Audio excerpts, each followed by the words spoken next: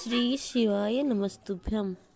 पसीना आने लगता हो, घबराहट होने लगती हो, एकदम तुरंत घबराहट हो जाए, चाहे दिन में हो चाहे रात में हो, घबराहट उत्पन्न, तो उसके लिए ध्रुमावती माता का नाम लीजिए और ध्रुमावती माता के नाम से गुड़ की 7 आप टुकड़े कर लीजिए। गुड़ की जो बट्टी होती है उसके 7 टुकड़े कर लीजिए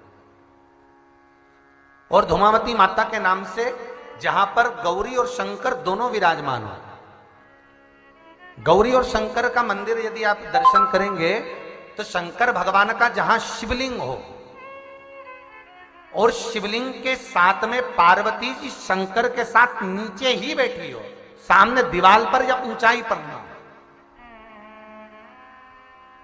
आपको पहले कहा था शंकर जी के शिवलिंग का आपको कई बार दर्शन कराया। एक विष्णु शिवलिंग होता है, एक डमरू जैसा शिवलिंग होता है जिसको बैठकर पूजा नहीं जाता, जिसको खड़े होकर जल चढ़ाए। एक शिवलिंग होता है जो जमीन पर ही रहता है, जिसको गौरी शंकर कहते हैं हमारे महाराज। तो गौरी शंकर का स्मरण कर कर, उमा महेश का स्मरण कर कर, जो शिवलिंग जमीन पर हो और पार्वती जी भी जमीन पर ही स्थापित है,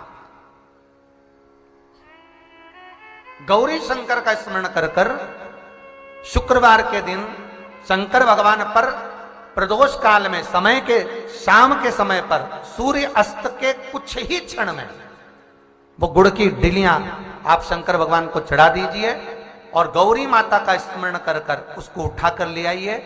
जिस दिन उठाकर लेकर आए, शनिवार रविवार सोमवार मंगलवार ऐसे 7 दिन लगातार दरवाजे के बाहर उसी शिव मंदिर के द्वार पर बैठकर आप वो गुड़ की डली को खा लीजिए।